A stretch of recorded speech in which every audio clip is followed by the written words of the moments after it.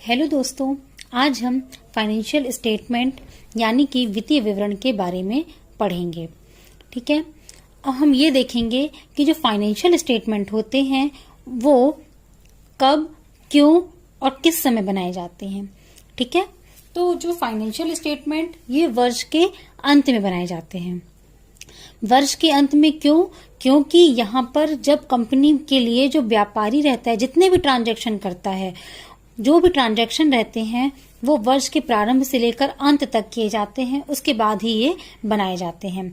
अब सबसे पहले जो भी ट्रांजैक्शन होता है उसके लिए सबसे पहले जनरल एंट्री बनाई जाती है, फिर उसके बाद पोस्टिंग करने के लिए लेजर बनाया जाता है, उसके बाद ट्रायल बैलेंस बनाया जाता है, उसके बाद ही हम फाइनेंशियल स्टेटमेंट बनाते हैं।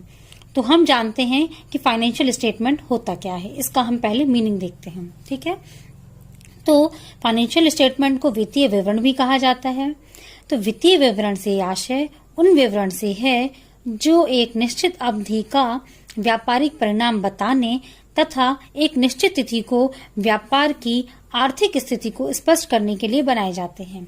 मतलब जो वित्तीय विवरण रहते हैं वो अंतिम खाते, ये हमें व्यापार की आर्थिक स्थिति का पता लगाने के लिए बनाए जाते हैं कि वर्ष के प्रारंभ से लेकर अंत तक हमारी आर्थिक स्थिति कैसी है। मतलब हमारे पास असेट्स कितने हैं, लायबिलिटीज कितनी हैं। ठीक है, इन्हें अंतिम खाते भी कहते हैं। इनके लिए हम अंतिम खाता वर्ड भी यूज करते हैं। ये अंतिम खाते इसलिए कहा जाता है क्योंकि ये वर्ष के अंत में बनाए जाते हैं और इन खातों को बनाने के बाद अन्य कोई लेखा नहीं किया जाता। अगर एक बार ये खाते बना दिए गए तो इसके बाद दूसरे कोई भी अकाउंट खाते नहीं बनाए जाते। इसके बाद नया वर्ष प्रारंभ हो जाता है।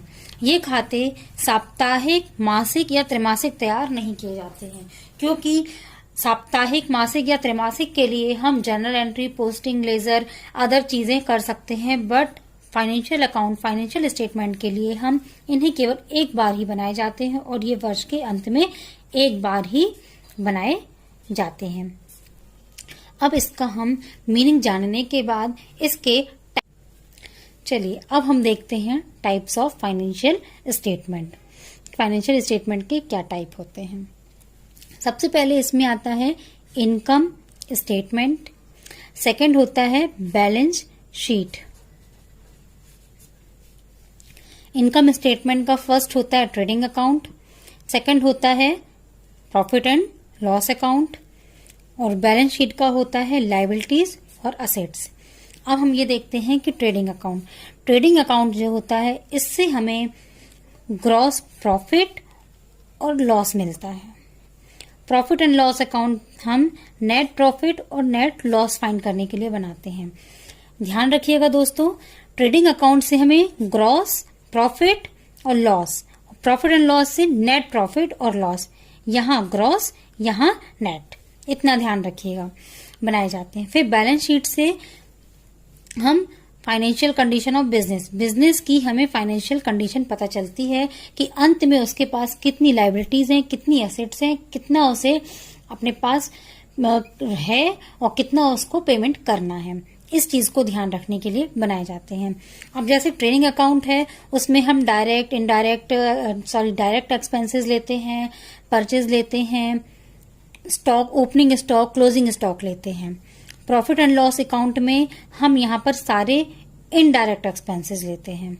ठीक है, फिर बैलेंस शीट बनाते हैं। उसके बाद ही बैलेंस शीट में असेट्स और लायबिलिटीज जो हैं उनका जो टोटल होता है दोनों की साइड का वो इक्वल होना चाहिए, तभी हमें व्यापार की आर्थिक स्थिति का सही ज्ञान होगा।